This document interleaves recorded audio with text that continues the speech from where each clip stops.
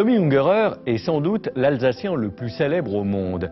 Ses livres pour enfants, dont il est l'auteur complet, textes et dessins, sont traduits dans toutes les langues, et notamment en français, puisque le plus souvent, il les conçoit en anglais. Le dernier d'entre eux, Otto, vient de paraître à l'École des loisirs. C'est une histoire magnifique et tendre qui offrira aux jeunes lecteurs de l'émotion et l'occasion de réfléchir.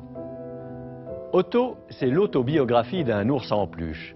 J'ai compris que j'étais vieux, confie-t-il, quand je me suis retrouvé dans la vitrine d'un antiquaire. Et Otto de se souvenir.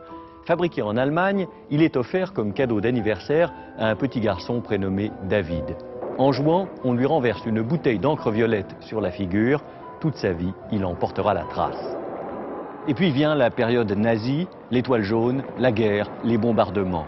Otto passe entre les mains d'un soldat américain qu'il sauve de la mort. On fait de lui un héros.